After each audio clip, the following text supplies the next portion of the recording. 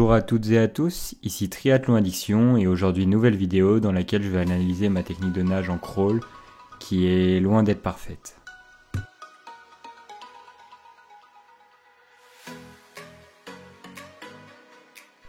Alors, premier point technique sur mon horizontalité aquatique. Comme on l'a déjà défini dans une précédente vidéo, l'horizontalité aquatique c'est le fait de s'allonger à l'horizontale sur l'eau. Donc je vous remets le lien de la vidéo dans la description si vous souhaitez travailler sur cette horizontalité. Donc là, revenons-en à nos moutons. Comme on peut le voir sur la vidéo, on peut voir que ma tête est très souvent trop relevée.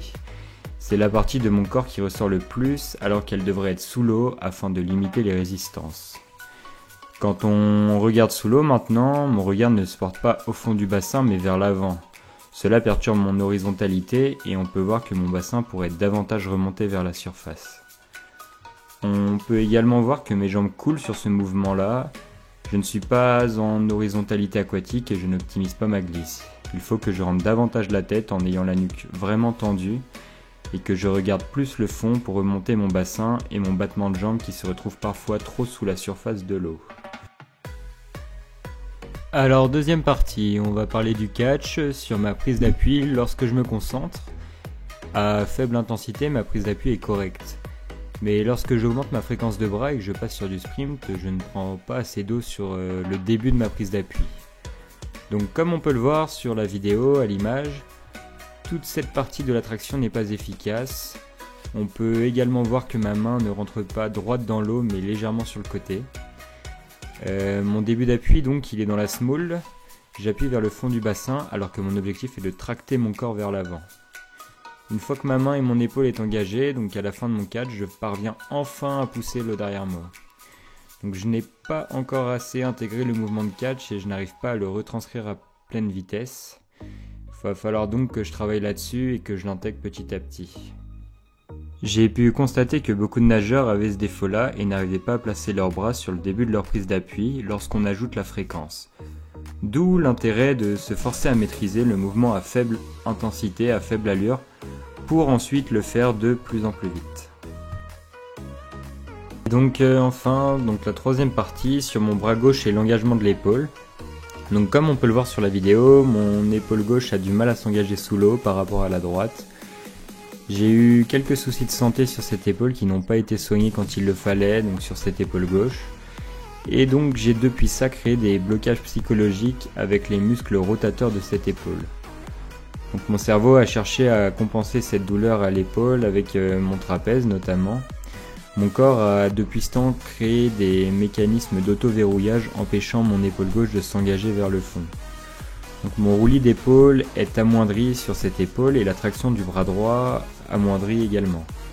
Je n'ai pas le bras de levier optimum pour tracter le maximum d'eau.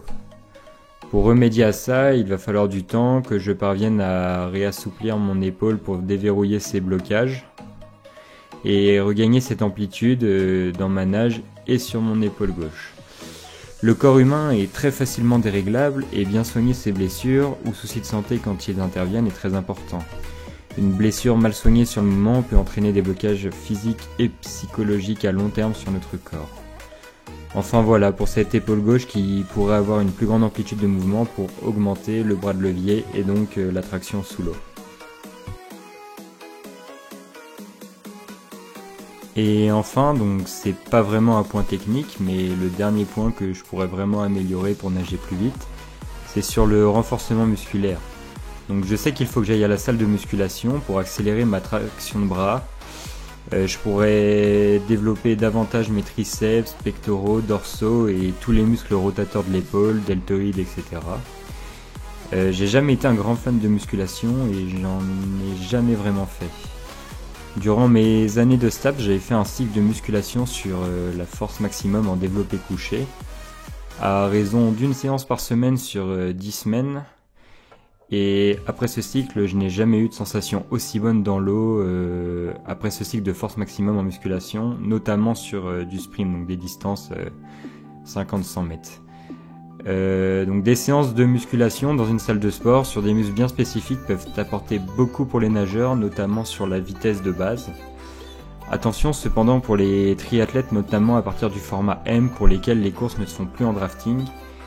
Donc quelques secondes de gagné en natation grâce au renforcement musculaire peuvent se transformer en minutes de perdu sur le vélo ou la course à pied à cause de la prise de masse musculaire qui n'est pas forcément utile. Enfin, vous avez compris le principe.